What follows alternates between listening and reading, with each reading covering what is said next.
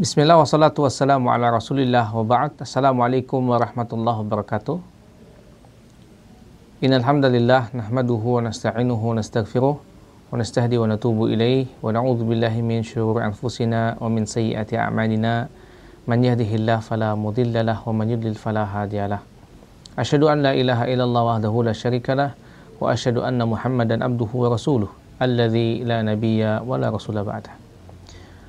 Jamaah, para hadirin dimanapun Anda semua berada, sahabat Islampedia Quran Belajar, ya, bahwa hari ini alhamdulillah kita bertemu kembali setelah lama kita tidak berjumpa, ya, dengan mudah-mudahan Allah masih memberikan taufiknya kepada kita, hidayahnya kepada kita, kemudian mudah-mudahan kita juga bisa istiqamah dalam menjalankan ketaatan-ketaatan yang Allah wajibkan kepada kita semua. Hadirin jamaah rahimakumullah, berkaitan dengan iman yang lurus, kemudian apa hubungannya dengan rezeki yang terurus? Bahwa tema kita hari ini adalah tema yang berkaitan dengan keimanan dan kaitannya dengan rezeki yang terus-menerus. Berbicara tentang keimanan, ya, iman yang lurus adalah landasan hidup kita, ya, sebagai seorang mukmin, sebagai seorang muslim, ya. Dan iman yang lurus itu bukan hanya sekedar pengakuan di lisan, ya. Iman yang lurus harus dibuktikan dengan keyakinan dalam hati, ya, dibenarkan dengan ucapan, juga dengan amalan yang nyata. Allah tabaraka wa ta'ala berfirman di dalam Quran surah At-Talaq, barang siapa yang bertakwa kepada Allah, niscaya dia akan mengadakan baginya jalan keluar dan memberinya rezeki dari arah yang tidak disangka-sangka. Wa may yattaqillaha yaj'al lahu makhraja wa yarzuqhu min haitsu la yahtasib. Jadi di ayat ini, ya, Allah berpesan kepada kita, bagi orang-orang yang bertakwa kepadanya, janji Allah akan mengadakan baginya jalan keluar. Bahkan bukan hanya jalan keluar, akan tetapi Allah akan memberinya rezeki dari arah yang tidak diduga-duga. Kemudian yang kedua, ya, bahwa rezeki kita ini sudah dijamin oleh Allah Tabaraka wa Ta'ala. Nabi Muhammad SAW dalam hadis yang diriwayatkan oleh At-Tirmidzi, hasan sahih, ya, seandainya kalian bertawakal kepada Allah, kata Nabi, dengan sebenar-benarnya tawakal, niscaya Allah akan memberikan rezeki kepada kalian sebagaimana Dia memberikan rezeki kepada burung. Ia pergi pagi hari dalam keadaan lapar dan pulang sore hari dalam keadaan kenyang. Begitulah bagaimana Allah menjamin orang-orang yang bertawakal kepada Allah, ya. Iman yang lurus dan tawakal yang benar. Saya ulangi, iman yang lurus, akidah yang lurus, kemudian tawakal yang benar, tawakal kepada Allah. Dia berserah diri hanya kepada Allah, Allahus Samad. Dia menganggap bahwa Allah lah tempat bergantung. Tidak ada seorang pun yang bisa dijadikan tempat untuk bergantung kecuali hanya Allah. Adapun dari kebanyakan kita, banyak yang bergantung kepada selain Allah, maka tempat bergantung seperti itu sangat rapuh, ya. Al-insan minal fuqara, manusia itu adalah orang-orang fakir. Fakirun ilallah, yang fakir, dia butuh kepada Allah Tabaraka wa Ta'ala. Makanya orang yang bertawakal kepada Allah, menggantungkan segalanya, dia nggak khawatir dengan dunia, dia nggak khawatir dengan rezekinya, dia nggak khawatir dengan keadaannya, karena Allah sudah menjamin. Kemudian jikalau kita lihat para sahabat, apakah betul rezeki itu datang karena iman? Di dalam sebuah riwayat yang sahih, Umar bin Khattab radhiyallahu anhu berkata, aku mendengar Rasulullah sallallahu alaihi wasallam bersabda, jika kalian benar-benar tawakal kepada Allah, maka Dia akan memberi rezeki kepada kalian seperti burung diberi rezeki tadi. Tadi sudah dikatakan, ya. Bahkan Umar sendiri, ya, adalah sosok yang sangat tegas dan zuhud. Ya. Umar itu terkenal dengan ketegasannya dalam syariat. Ya. Yang paling bisa membedakan antara yang hak dan yang batil. Makanya disebut Al-Faruq. Umar.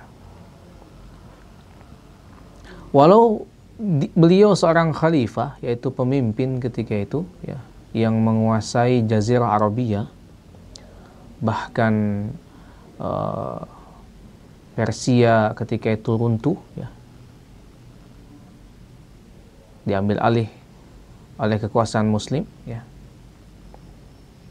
Kemudian juga sebagian wilayah Romawi juga runtuh, ya. Lihat tapi bagaimana kehidupan Umar ibn Khattab radhiyallahu anhu. Hidupnya sangat sederhana. Ya.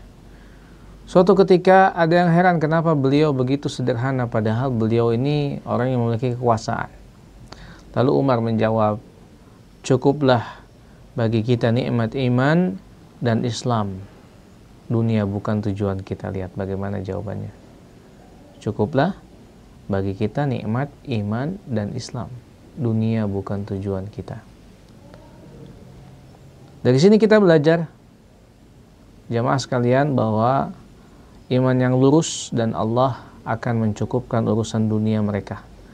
Mereka tidak, meski tidak mereka kejar, ya, dia akan datang. Lalu bagaimana dengan orang kafir, Ustaz? Orang kafir nggak beriman kepada Allah, tapi diberikan rezeki. Begitulah. Orang kafir, dia mendapatkan seluruhnya di dunia, tapi di akhirat dia tidak akan mendapatkan apapun. Semua balasannya, balasan kebaikan dia, semuanya dibalas di dunia. Namun di akhirat, mereka tidak akan mendapatkan setetes pun dari air yang sejuk.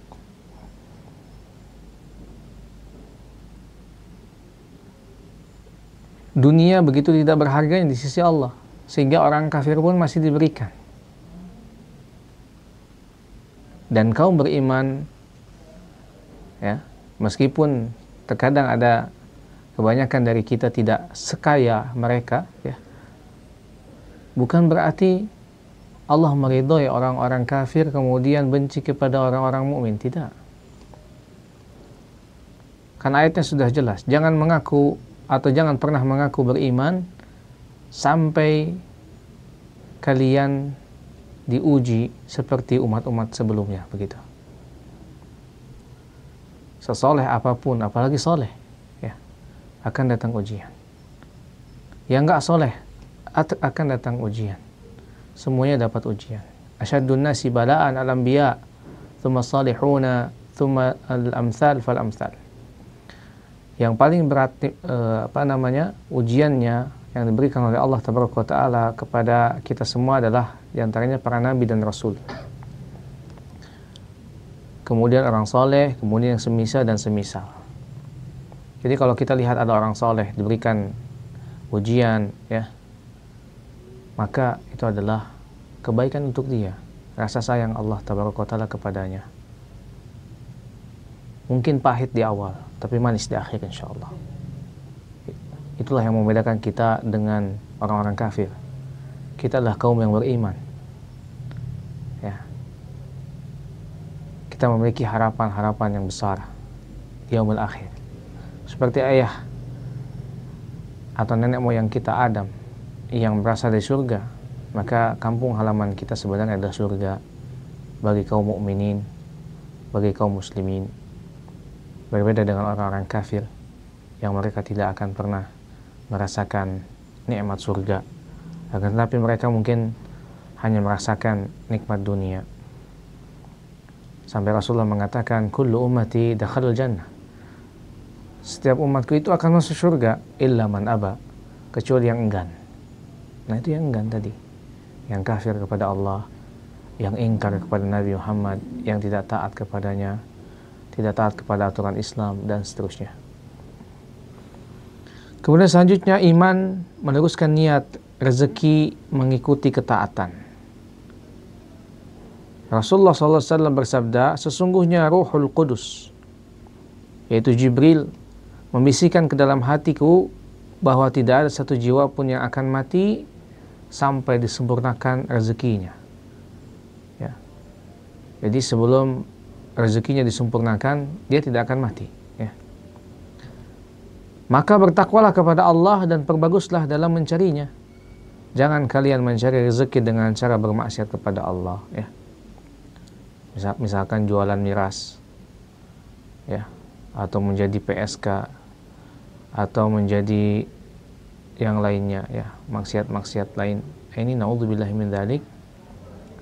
Dia dapatkan harta dengan cara yang batil, dari hasil nipu, dari hasil korup, dari hasil jualan sabu-sabu dan seterusnya, ya, dari hasil riba, ya, cara curang, menipu, ya, mengorbankan ketakwaan kita kepada Allah. Na'udzubillahi min dzalik. Ya. Kemudian selanjutnya, bagaimana kita menjaga iman, juga bagaimana kita menjaga keberkahan. Rezeki itu bukan hanya jumlah, bukan hanya tentang jumlah, tapi keberkahan. Ada orang yang gajinya mungkin besar, ya, tapi selalu kurang, betul tidak? Nah, ada pula yang sederhana tapi cukup, bahkan bisa berbagi. Nah, ini keberkahan. Nah, ini semua kembali kepada iman dan keberkahan. Allah Ta'ala berfirman dalam Quran surah Al-A'raf, sekiranya penduduk negeri beriman dan bertakwa, pasti akan melimpahkan kepada mereka berkah dari langit. Jadi keimanan ini, ya, akan berpengaruh kepada rezeki kita, ya. Meskipun ada sebagian dari kita yang Allah berikan apa namanya? Yang Allah berikan rezeki, ya, padahal dia dalam keadaan bermaksiat kepada Allah. Ada? Nah, ada. Disebut apa ini? Disebut istidraj. Ya, disebut istidraj. Jadi azab itu ditumpuk dulu, ya, sampai pada akhirnya ketika dia dalam keadaan lalai, kemudian Allah ambil nikmat itu dan Allah akan memberikan azab kepada dia secara faj'atan, datang secara tiba-tiba. Ya. Maka dari itu, jamaah sekalian, ya, keimanan ini penting karena Allah melarang kita semua wafat kecuali hanya dalam keadaan Islam, beriman kepada Allah. Ya ayyuhalladzina amanu, wahai orang beriman, ittaqullah, bertakwalah kepada Allah haqqa tuqatih, dengan sebenar-benarnya takwa. Wa la tamutunna illa wa antum muslimun, dan jangan kalian mati kecuali dalam keadaan berserah diri kepada Allah, dalam keadaan muslim, dalam keadaan iman. Ya. Jikalau kita mengambil teladan lagi bagaimana Abu Bakar As-Siddiq radhiyallahu anhu, beliau adalah sahabat terbaik Rasulullah. Beliau bukan orang miskin, ya. Beliau ini saudagar, ahli bisnis, ya. Tapi hatinya tidak tertamat dengan dunia, ya. Hartanya hanya wasilah, perantara saja, ya, bukan tujuan. bukan tujuan. Kalau kita lihat hari ini, manusia menjadikan dunia tujuan hidupnya, bahkan tertambat dengan dunia. Akhirnya menjadi hamba dunia, menghalalkan segala cara demi ambisi duniawiyah. Ya, demi ambisi duniawiyah. Ya. Seakan-akan mereka ini akan hidup selamanya. Ya. Mereka tidak bisa mengambil ibrah dari orang yang telah wafat hari ini dalam keadaan apapun, siap atau tidak siap, kaya atau miskin, lapang atau sempit, sakit atau sehat, sedang bermaksiat atau dalam ketaatan. Banyak manusia lalai. Ya. Ya. Abu Bakar adalah sosok yang luar biasa. Ya. Imannya lurus, rezekinya pun terurus.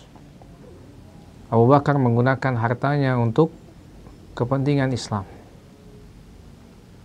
bersedekah dalam perang Tabuk. Bahkan Umar bin Khattab radhiyallahu anhu berkata, hari ini aku akan mengalahkan Abu Bakar. Umar pun datang dengan separuh hartanya. Tapi apa yang dilakukan Abu Bakar? Ia datang dengan seluruh hartanya. Poinnya, seluruh hartanya, lihat. Nabi pun bertanya kepada Abu Bakar, ya Abu Bakar, wahai Abu Bakar, apa yang kau sisakan untuk keluargamu? Kemudian ia menjawab, aku tinggalkan untuk mereka Allah dan Rasulnya. Hadis riwayat Abu Daud, ya, Hasan. Ya, iman yang lurus, ya, nggak hitung-hitungan. Jika Allah yang menjamin, maka segala urusan akan selesai. Ya, bukan banyaknya aja, tapi berkahnya. Kadang kita tuh melihat rezeki itu banyaknya aja. Coba lihat, ya, coba tanyakan kepada orang-orang ketika dia mendapatkan uang, oh saya dapat rezeki. Pernah nggak ada yang ngomong misalkan ketika dia sehat, saya mau neraktir teman-teman nih, oh ada apa nih, mau neraktir, saya dikasih sehat sama Allah. Ada yang kayak gitu? Jarang. Menyangka bahwa rezeki itu duit dan duit, fulus dan fulus. Na'udzubillahi min dzalik. Rezeki itu banyak macamnya. Antum menikah, rezeki. Antum punya anak, rezeki. Punya istri solehah, rezeki. Anak soleh dan solehah, rezeki. Punya mertua yang soleh dan solehah, rezeki. Punya orang tua yang mendukung, rezeki. Bisa berbakti kepada orang tua, rezeki. Ya. Punya kesehatan, rezeki. Bisa melihat, bisa mendengar, bisa merasakan, bisa berteman, bisa bergaul. Rezeki itu banyak kita, ya. Maka dari itu ikhwafillah, ya, mintalah kepada Allah, ya, bertakwalah kepada Allah, ya, karena rezeki sesungguhnya adalah milik Allah. Allah mengatakan sesungguhnya Dialah Maha Pemberi rezeki yang memiliki kekuatan lagi sangat kokoh. Quran surah Ad-Dzariyat. Dan Abu Bakar tadi mengajarkan kita, ya, Umar juga mengajarkan kita bahwa jika kita luruskan iman, maka Allah akan meluruskan urusan dunia kita. Ada doa yang sering lupa mungkin, atau dari sebagian kita mungkin belum hafal doanya, yaitu Allahumma aslih li sya'ni kullah wa la takilni ila nafsi tarfata aini. Ya Allah, perbaikilah seluruh amalanku, seluruh urusanku semuanya, perbaiki Allah. Wala takilni ila nafsi tarfatain. Jangan sampai engkau menyerahkannya kepadaku walaupun hanya sekejap mata. Terkadang kita merasa mampu. Oh, kita punya ini loh, ya, punya ilmu, punya ini, punya itu. Kalau Allah nggak izinin, nggak akan selesai itu masalah. Itu masalah bisa selesai atas izin Allah. Makanya pergunakan, ya, atau lakukan doa ini, ya, bacakan doa ini, yakinkan bahwa seluruh urusan kita bisa selesai atas izin Allah tabaraka wa taala, bukan karena kemampuan kita. Itu saja, barakallahu fikum. Mudah-mudahan Allah memberikan taufik dan hidayahnya kepada kita semua. Insyaallah ketemu lagi di pekan yang akan datang ya. Rabbana la tuzigh qulubana ba'da idh hadaytana wa hab lana min ladunka rahmah innaka antal wahhab. Subhanaka Allahumma wa bihamdika asyhadu an la ilaha illa anta astaghfiruka wa atubu ilaik. Assalamualaikum warahmatullahi wabarakatuh.